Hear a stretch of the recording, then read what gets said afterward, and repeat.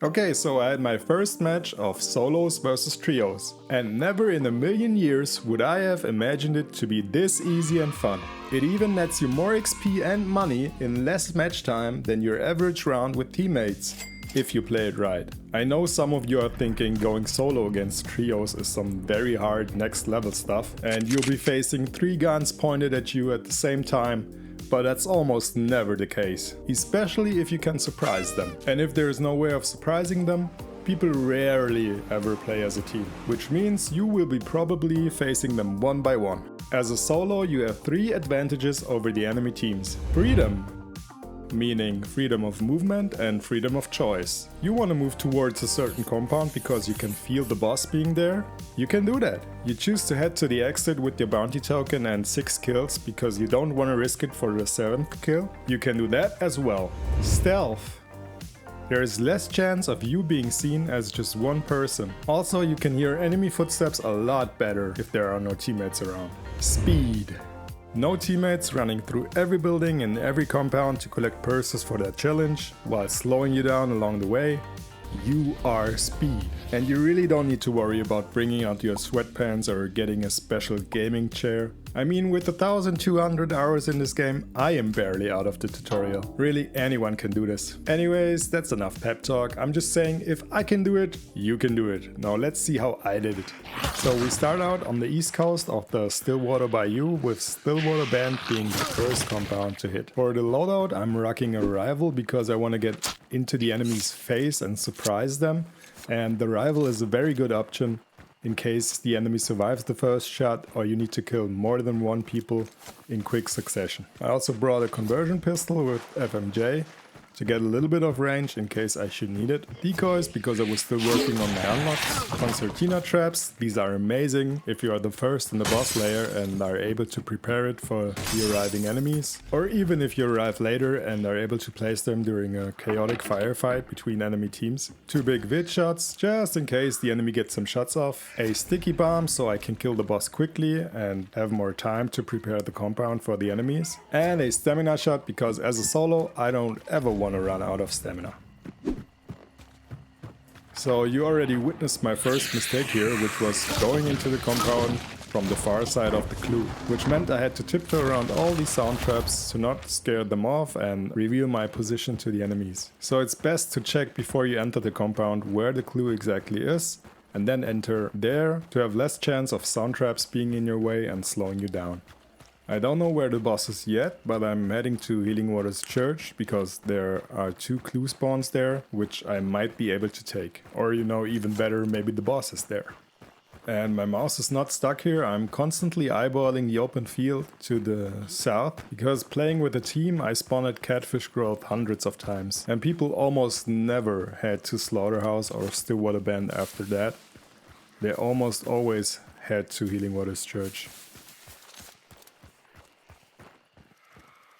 And as you can see, my prediction was correct. Here come the enemies.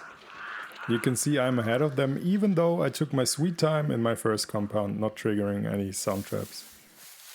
I'm kind of in the open here, so I don't want to reveal my position too early, but instead use it to get an easy kill on one of them. Sadly no headshot, but that is dead. And now I need to find some cover before the teammates push me.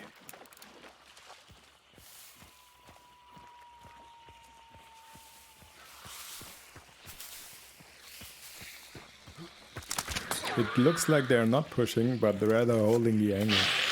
But with my rival I want to fight inside of the compound anyway. So I'm seeing if I can get closer to them this way.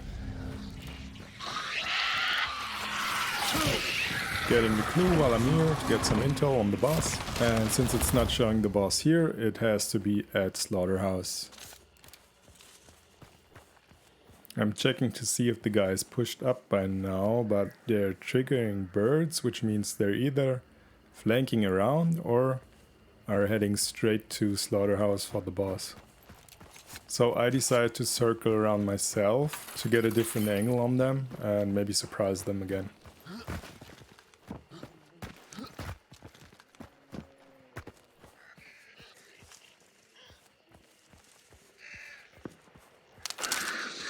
I should have jumped this branch because now we can do this, but I'm sure it's gonna take me some additional couple of thousand hours to implement this into my gameplay. They must have heard the birds, but I hear no steps in the church, so I decide to get the third clue for some XP and money.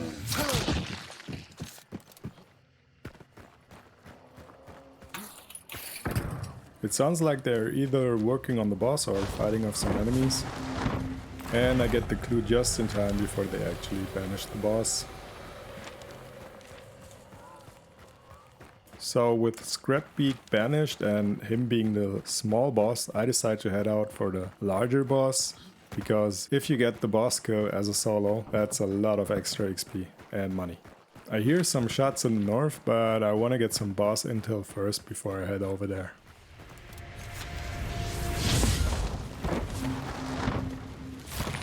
My first clue is telling me that the boss is somewhere north and they might be actually fighting over it right now. So I try to be fast in getting up there to join the fight and cause some chaos and hopefully get some easy kills along the way. Still not sure yet where exactly the boss is. I can narrow it down with the second clue, and since they are still fighting over at Darrow Livestock, that's where I'm heading next. The best scenario for me would be a fight between two enemy teams, with the boss still being alive.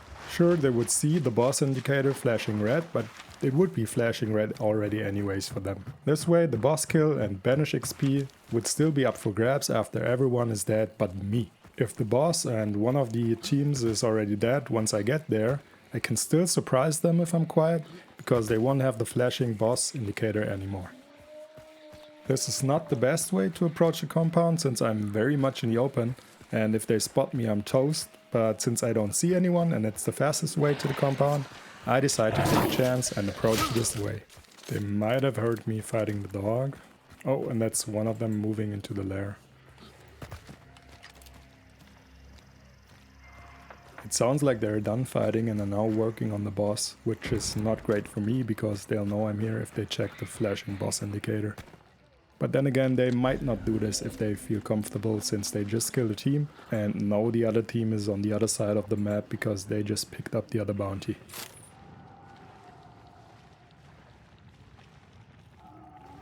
So I'm taking my time here to stay hidden from them and not make any loud sounds. The underground entrance is a perfect way of moving into the building without being seen.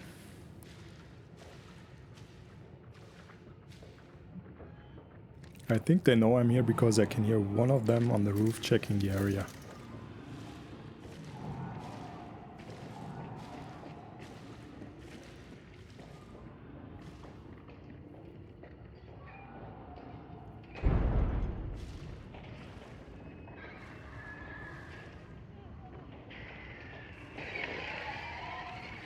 But the others are still fighting the spider and could be distracted, which is why I decide to move in.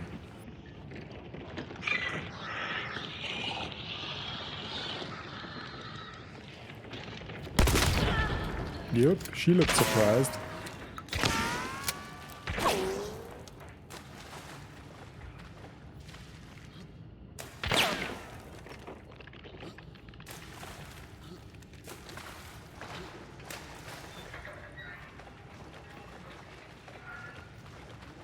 They know my position now, so I try to relocate quietly.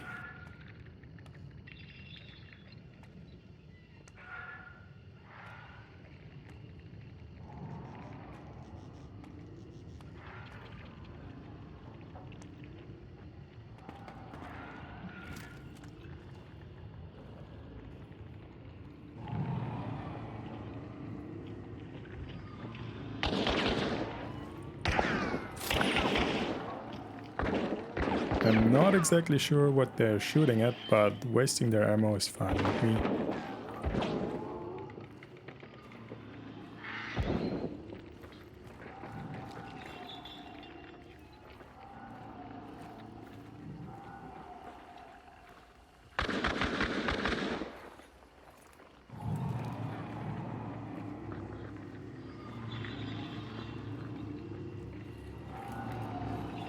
I'm checking here to see what the other enemy team is doing, and it looks like they're moving towards us.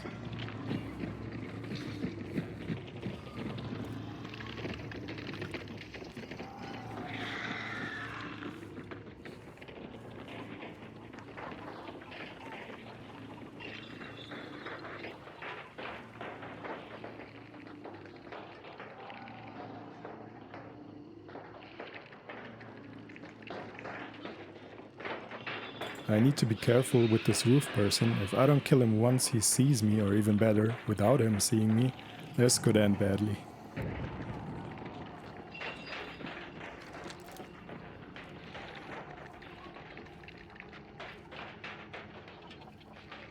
But he's wiggling around so much, I'm not comfortable with taking a shot.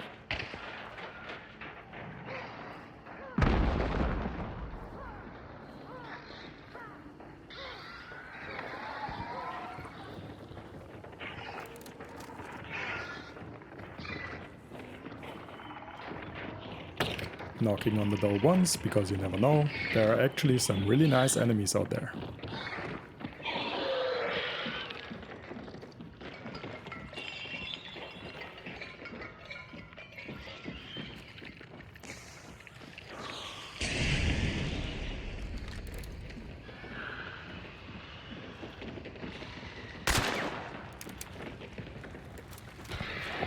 And that's the other enemy team with the other bounty arriving at this compound. Awesome for me because I can work with the extra chaos.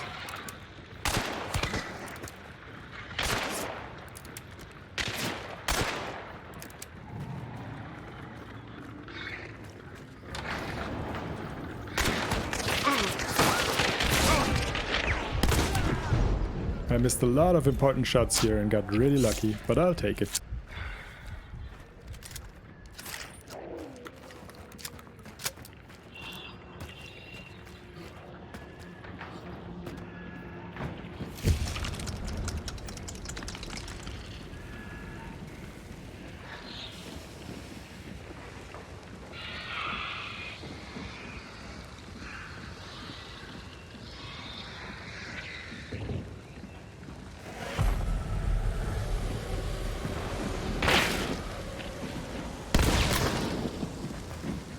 They were able to damage, so they got their bars back, but I don't really care about that, because my shotgun will make quick work of them if they get into range anyway. And if I don't miss my shots.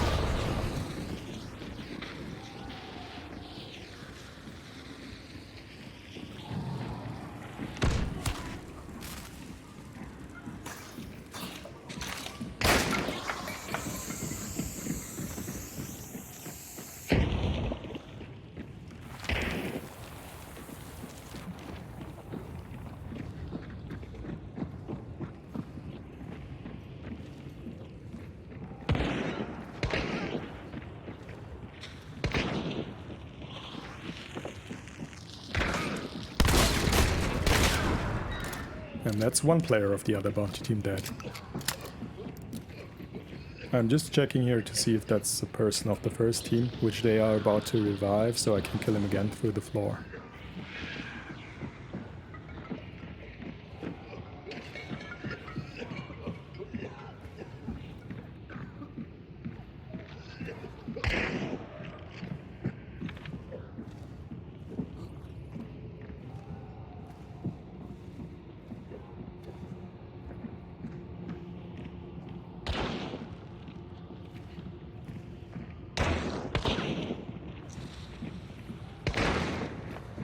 It comes to my attention that this is an amazing spot for a concertina trap, since it's one of the main ways people go through the building, and it's very well hidden in the darkness.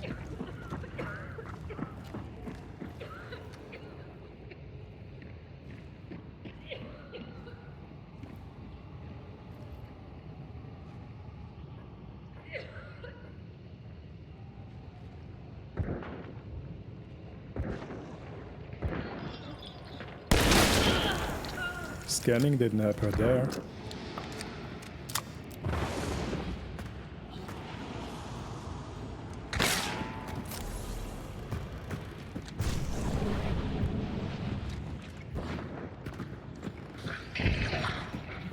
And that's the concertina trap I just placed. Great spot, I'm telling you.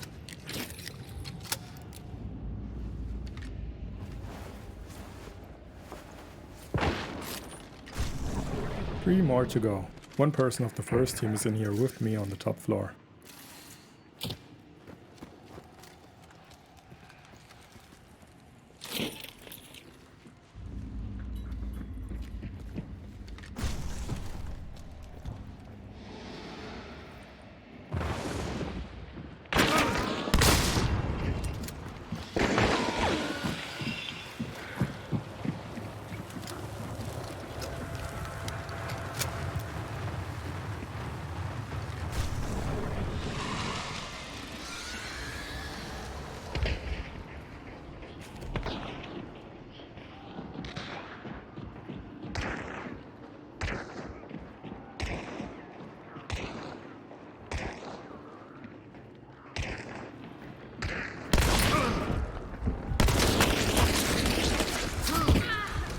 She got revived again and this was way too close for comfort, but I guess Hunt gave us today.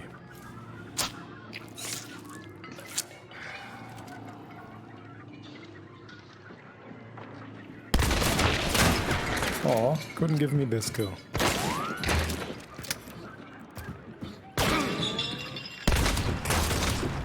I'm not quite sure how he survived 4 shots, but I think they're playing the same skin and this is a different person. So the second team is getting more adventurous by pushing into the building again and making this a more target-rich environment for me.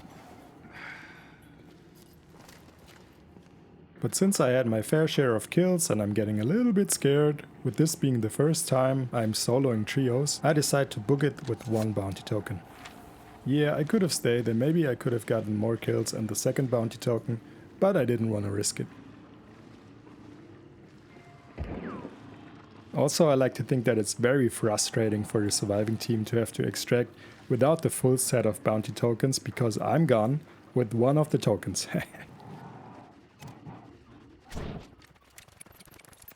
A little shake and bake into the forest and that's it. I hope you have enjoyed my first solo match against trios.